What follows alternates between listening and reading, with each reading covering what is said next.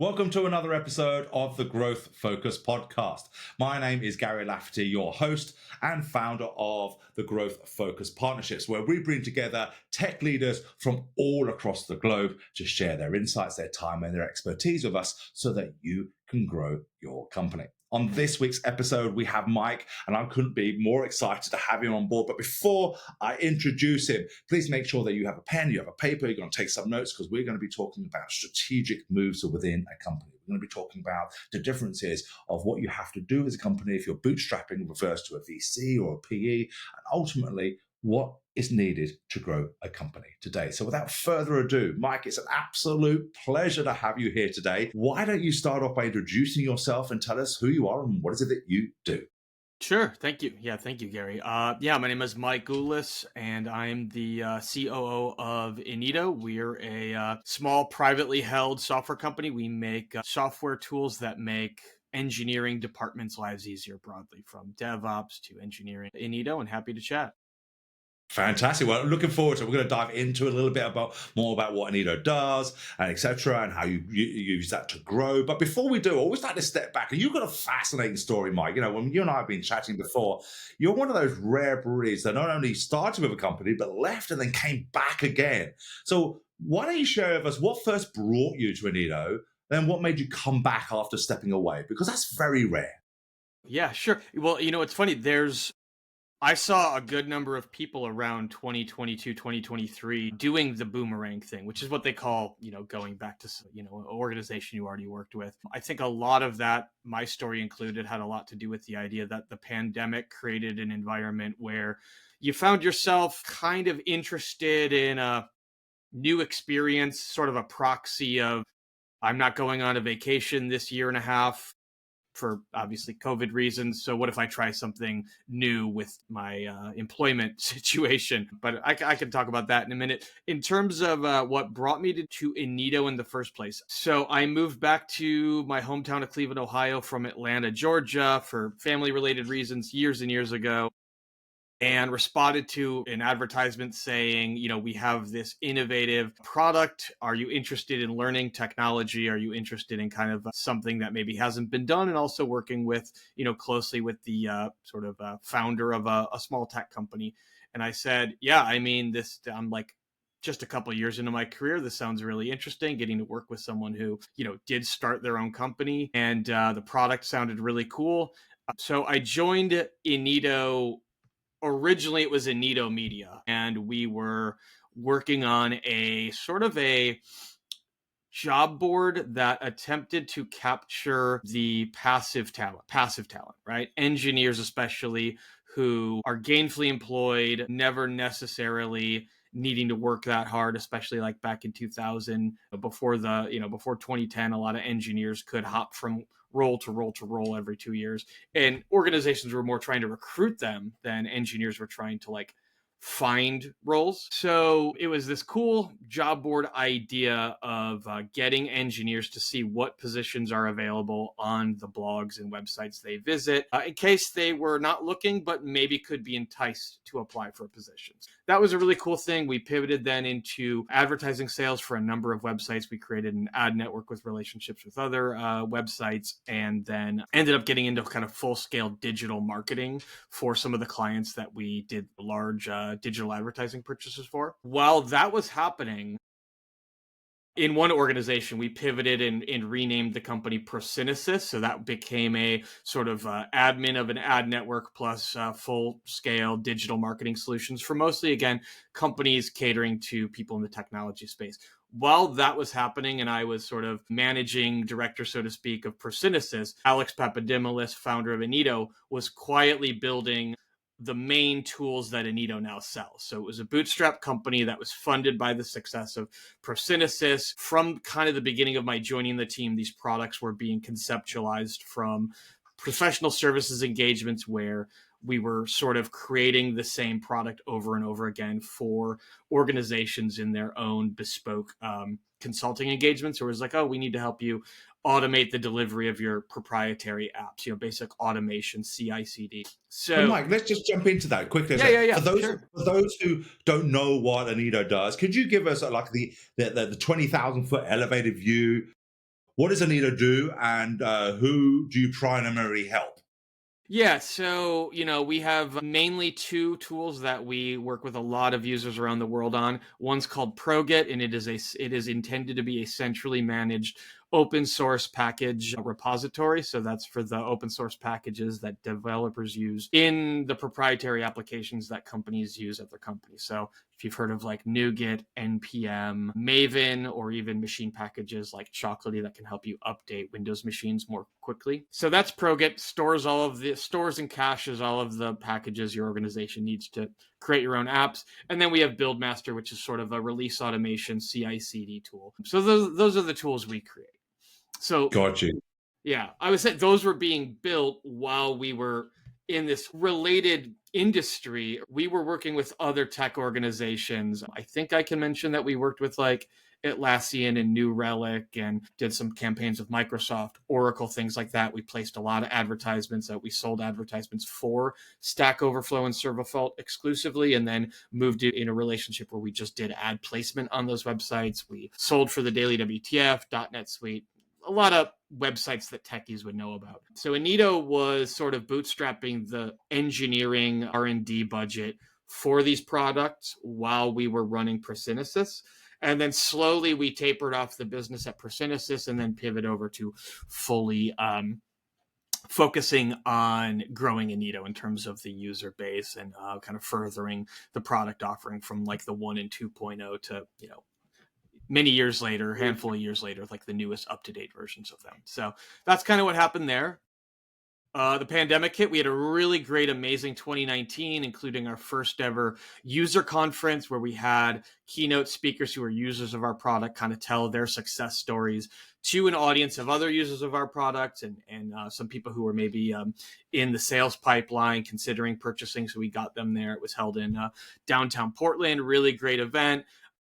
Had record number of new sales and great retention in 2019. The pandemic hit. Not that much change, like a lot of software companies, we saw great growth in 2020, but the kind of a lot of it just came down to no longer flying out to our different offices and seeing people in person. Sort of was a big change for me personally in terms of the fact that we do have an office in Cleveland, Ohio, which is where I grew up. My family's there. Or my mother and my brother are there. And then we have our Tokyo office. We have a team out there. CEO splits his time between Tokyo and Cleveland. I would go to either or 4 times a year each, if not a couple more times to Cleveland and 3-4 times to Tokyo.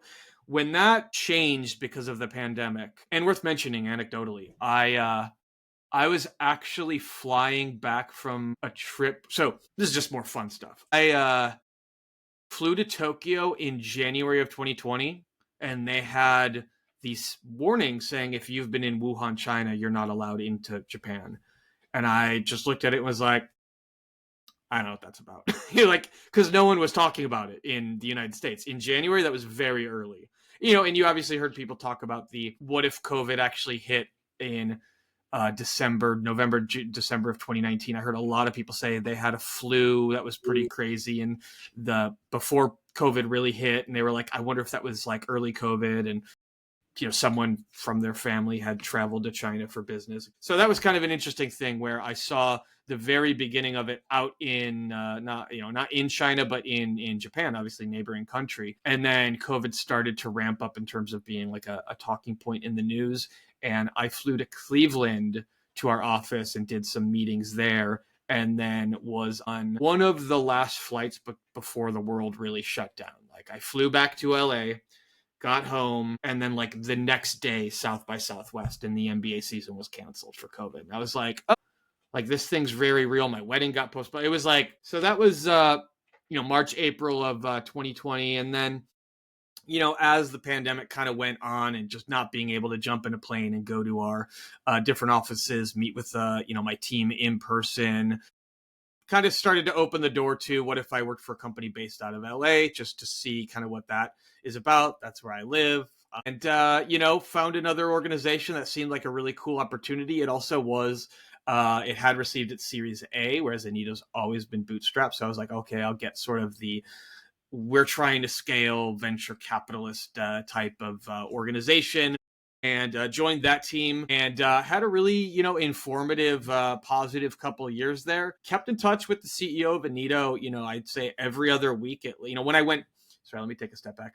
When I rejoined Inedo in January of 2024, right around when I was accepting kind of the offer to rejoin, I actually was, really thinking hard about the decision and was talking to my wife. I picked up my phone and went to the text with the CEO of Inedo and just scrolled all the way back and was like, man, there hasn't been more than a 2-week period where it hasn't been like, what's happening with this client?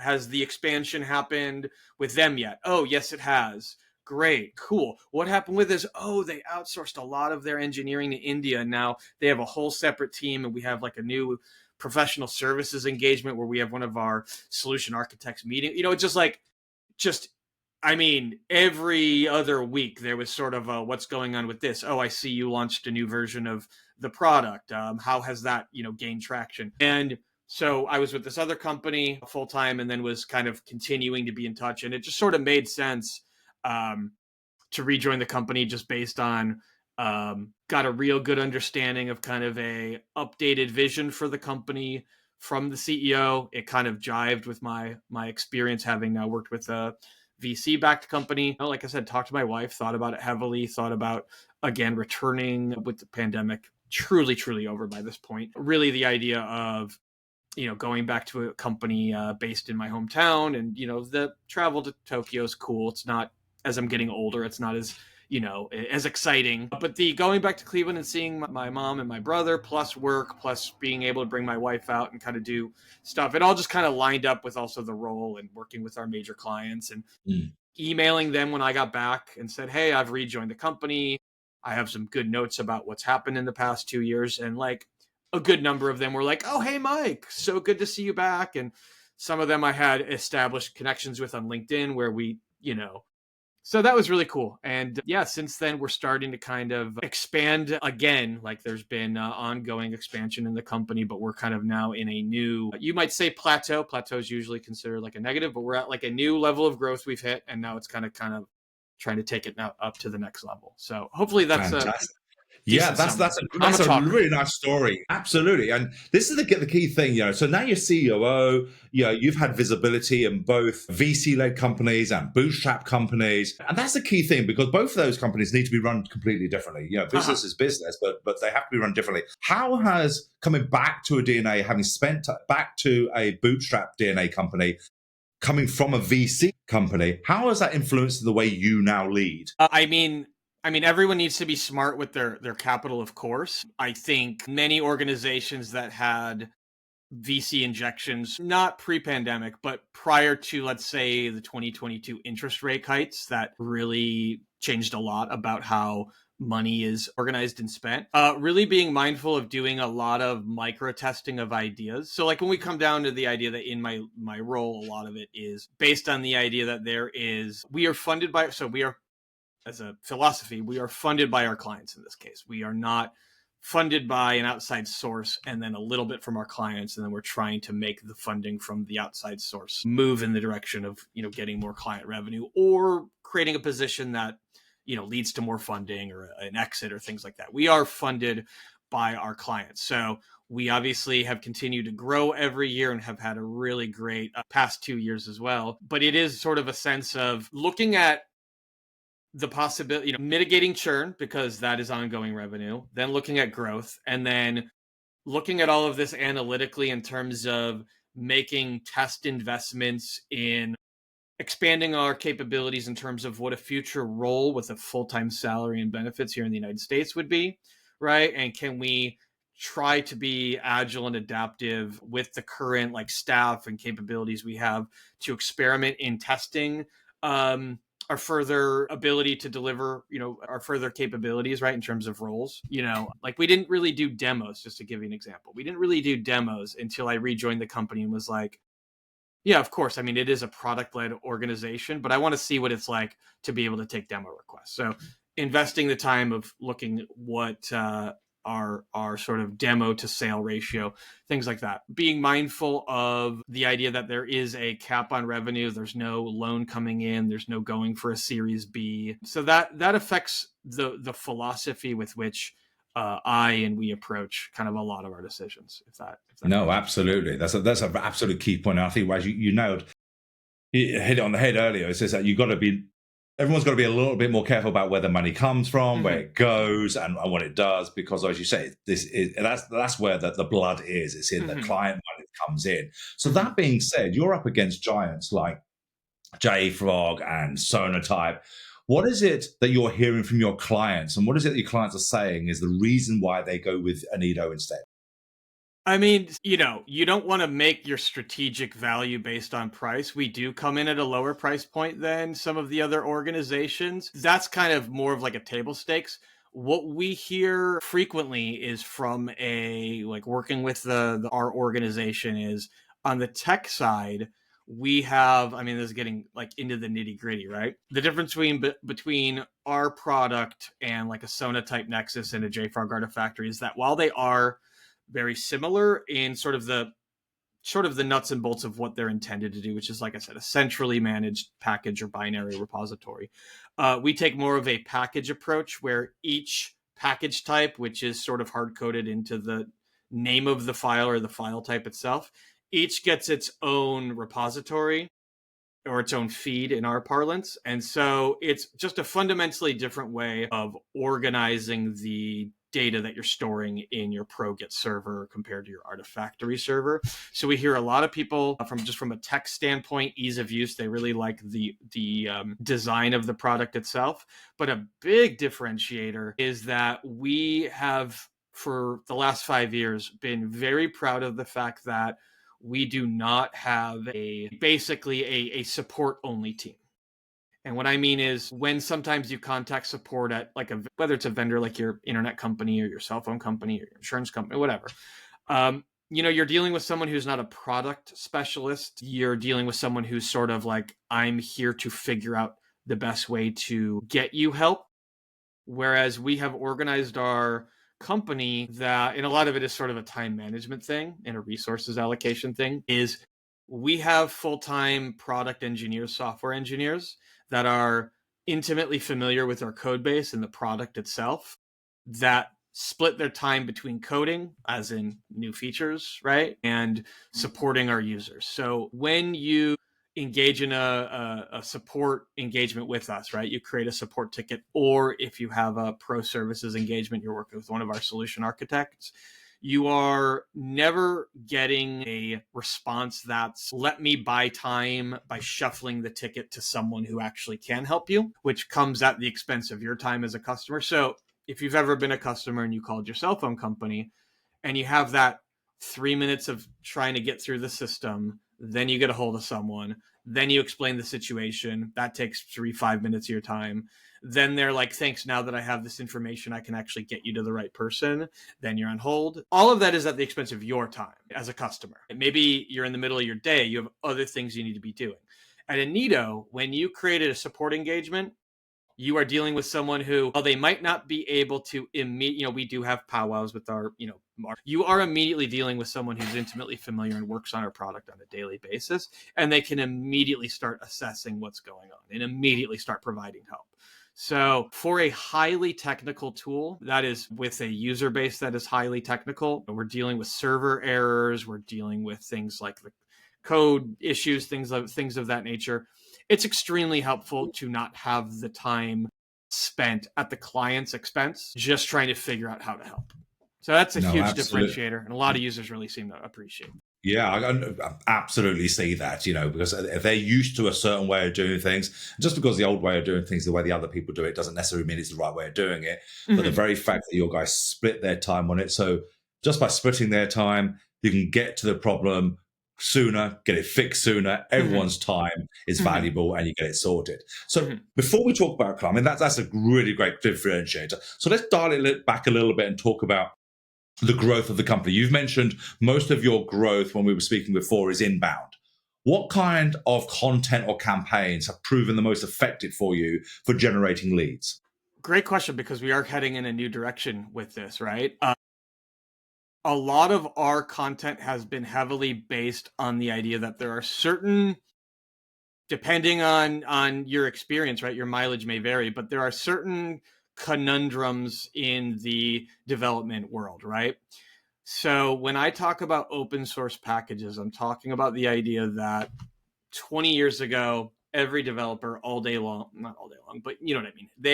They wrote lines of code all day long. About, I'm going to say 15 years ago, someone might correct me, they started creating pre-packaged snippets of code that provide functionality. And instead of you writing it yourself, imagine if you could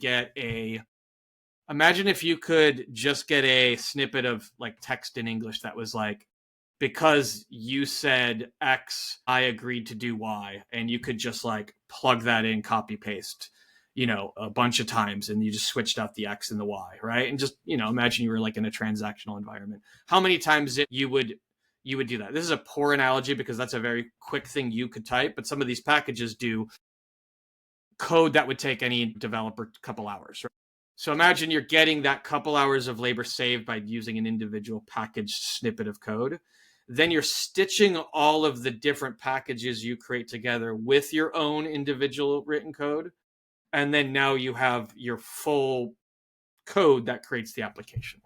So that's kind of the best way I can describe what the OSS packages that developers and organizations are using are. So a lot of it is, there are still companies that haven't yet started to really use those or don't have an effective way of managing the ones that they are using, because you are pulling from public sources on the internet to use those and then downloading them to your individual workstation.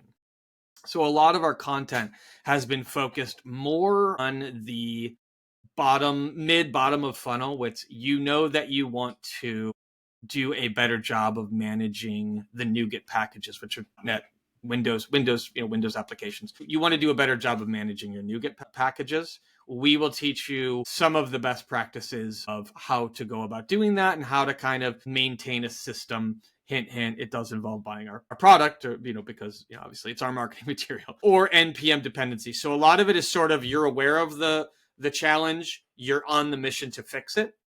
A direction that, because I'm big on self-development, I have really, as part of my joining the company and my conversations with the CEO, have really been, what if we started to take a more, maybe it's outbound, although our price point is maybe not the best for like a true dedicated outbound.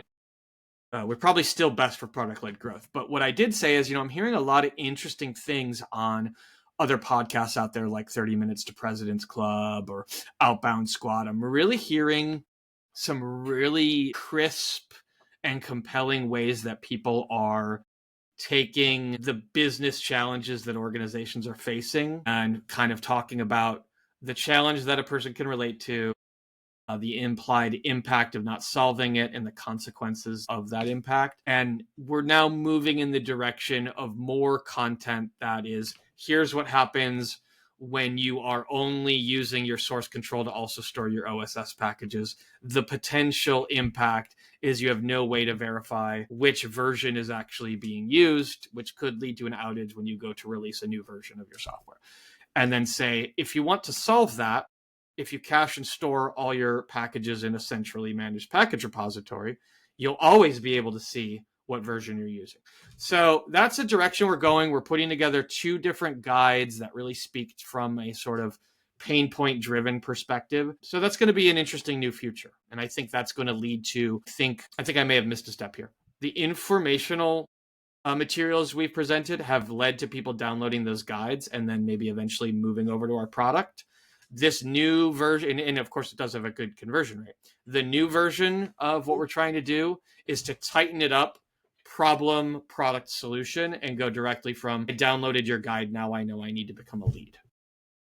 No, absolutely, yeah. Because you really wanted to attract the people that, who, at the end of the day, that you've got either problem aware, they've got to be problem aware, solution aware before they become solution provider aware. All right. So this is the key thing: is who are you targeting? Who are you targeting your message at? There's no point targeting people who are downloading your guide who don't even have a problem, let alone problem aware. Yeah. Yeah. This is the key thing. Are you ready for this change? What is the damage going to be done if you do not make this change? Now you know what the solution is. We are your solution providers. We are the natural next step, which I think is a very sensible way of moving forward. So from an ops point of view, Mike, what's one overlooked tactic you think that's helped scale a company that you think other tech companies miss out? What is one tactic from an ops perspective?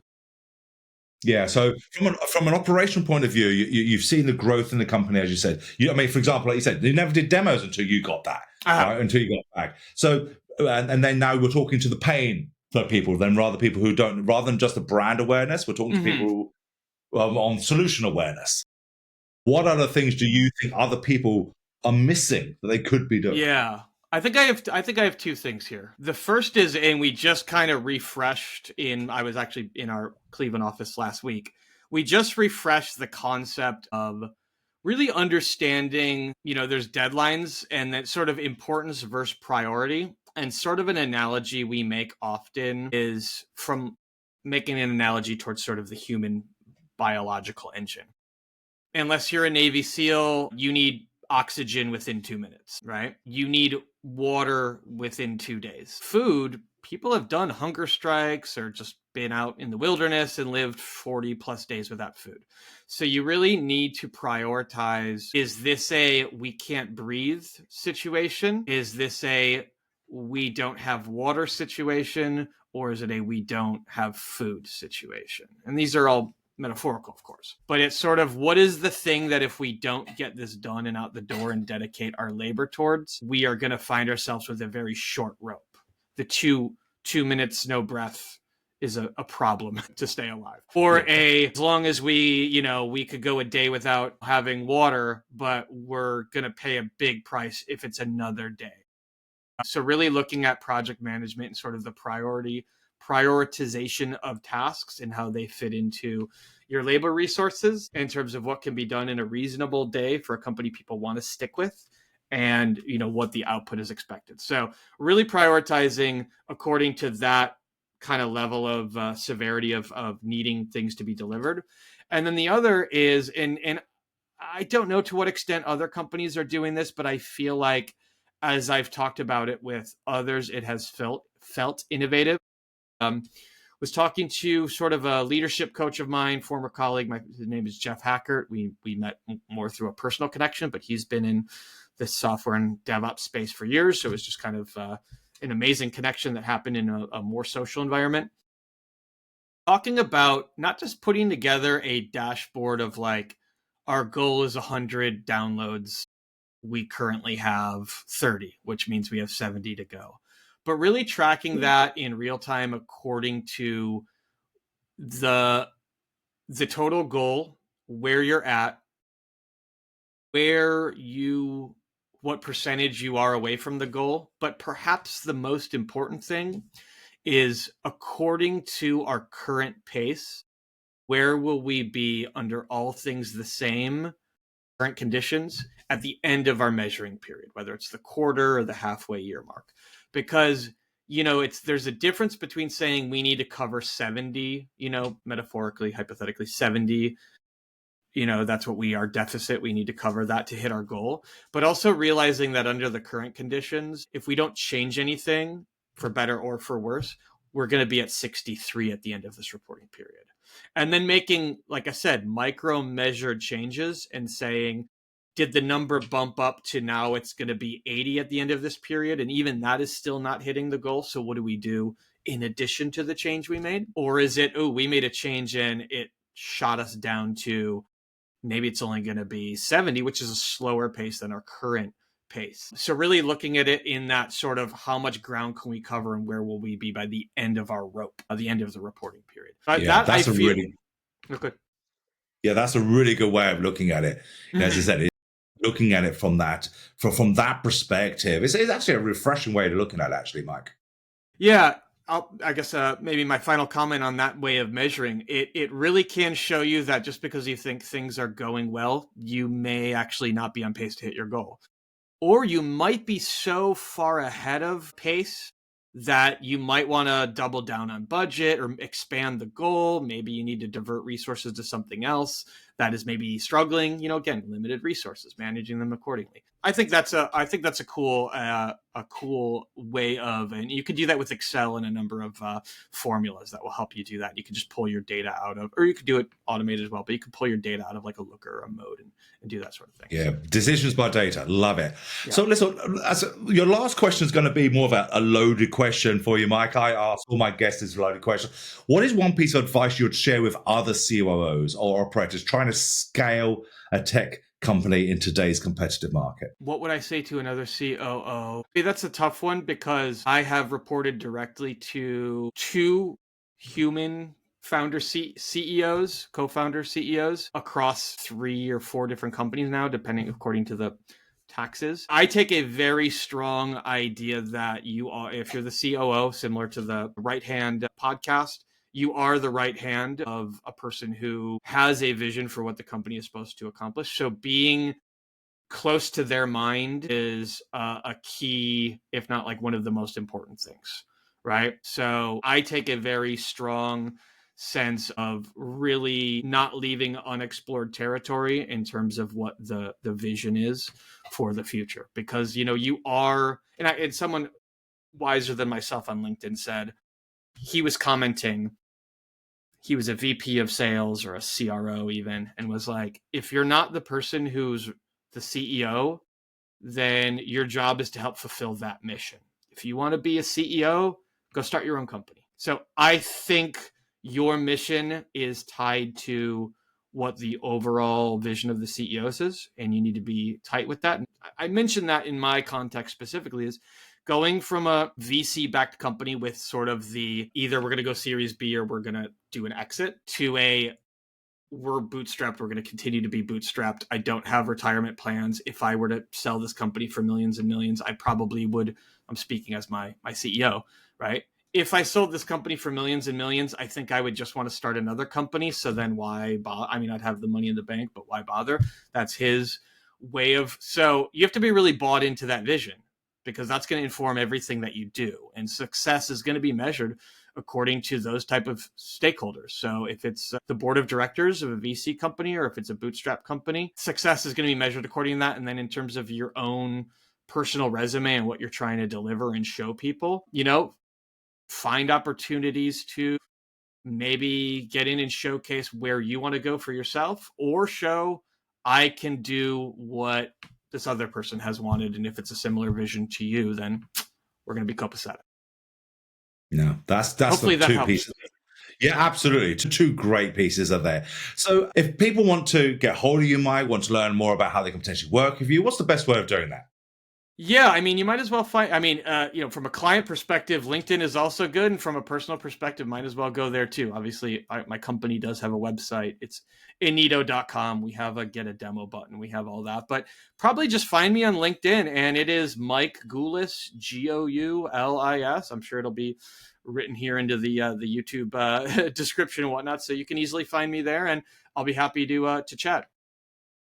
And Mike, well, I'll make sure those links are in the YouTube description so that they could actually just do a 1-click and get straight through to you. Okay. So, Mike, thank you very much for your time today. It's been an absolute pleasure you having us, and thank you for sharing your insights with us. Yeah, thank you very much. I wish I had worn a darker shirt now that I'm looking at it, but. Well, no way. But as I said, Mike, it's great to have you here. Thank you very much. And ladies and gentlemen, great to have you guys join us for yet another episode of the Growth Focus Podcast. And as per normal, if you've taken something from Mike, had an insight, make sure you make sure you comment so that other people can learn from what you've learned as well. But more importantly, share this episode. If there's a few nuggets that you got or bits of insight or bit of knowledge that Mike has mentioned, you thought, oh, that's really good, please make sure you share so that other people can learn from Mike's knowledge as well. So until next time, thank you for joining us. Keep striving forward, keep working properly, and make sure you keep profitable. Bye-bye. Hey.